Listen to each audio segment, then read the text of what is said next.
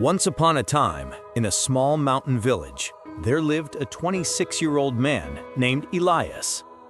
He was known for being kind, hardworking, and quiet.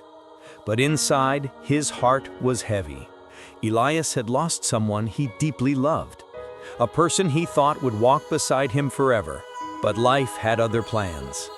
Months had passed, yet every evening he still walked to the same bridge where they used to meet.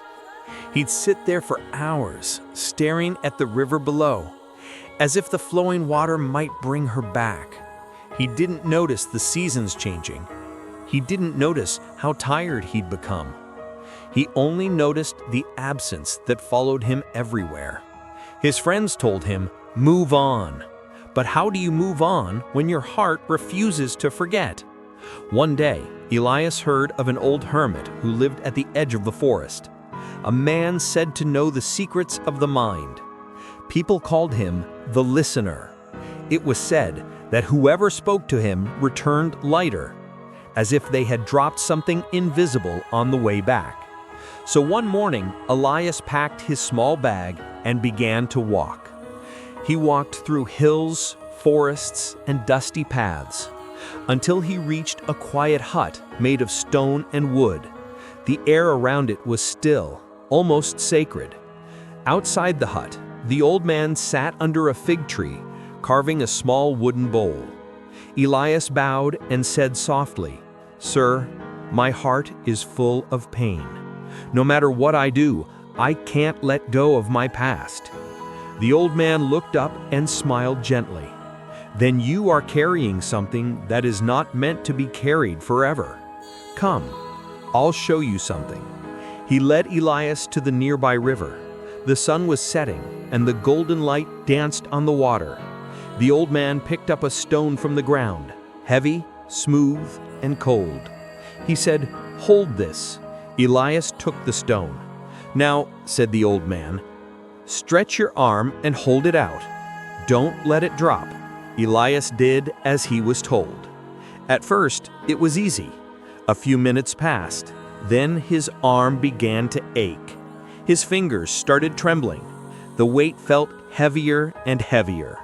Finally, he gasped, "Sir, it's too heavy. I can't hold it anymore." The old man nodded. "Strange, isn't it? The stone hasn't grown heavier, yet it feels unbearable." Elias looked at him, breathing hard. "Because I've been holding it for too long." The old man smiled. "And that, my son, is the psychology of letting go." He continued, "The stone is your pain. When you carry it for a short while, it teaches you something.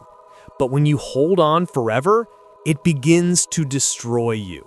Letting go isn't about throwing the stone away immediately. It's about realizing that you have a choice. You can keep holding it, or you can rest your arm. Elias looked down at the stone, the same stone that now seemed foolish to hold.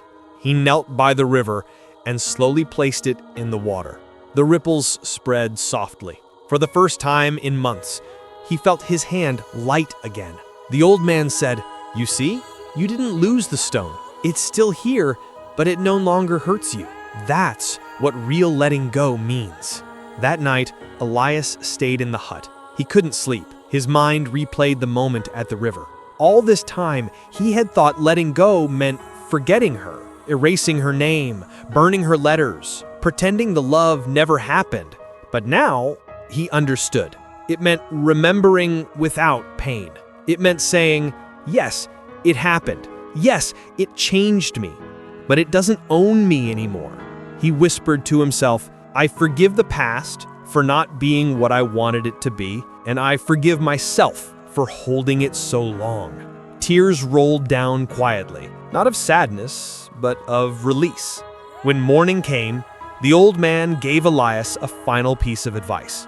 He said, "Most people think the heart breaks only once, but that's not true. The heart breaks many times, until it learns that pain can live beside peace." The art of letting go is not removing what hurt you. It's learning to walk with it until it stops hurting.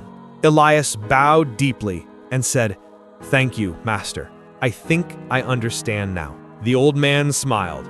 "You don't need to understand it now. Just live it.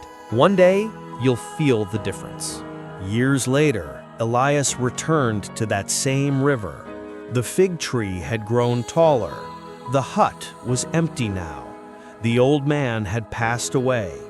But the stone he once dropped in the river was still there beneath the water, resting quietly. Elias smiled. He closed his eyes and whispered, "Thank you." Then he walked away, not with pain, but with peace. So if you're listening to this story today, maybe it's because there's something in your heart that still feels heavy. Maybe you're still holding your own stone. You don't have to throw it away today. Just loosen your grip. Because peace doesn't begin when you forget what happened. It begins when you stop fighting with it. Remember, you can't stop the river from flowing, but you can choose to stop standing in it forever. Letting go isn't losing. It's learning to breathe again. And maybe that's the lesson you needed to hear today.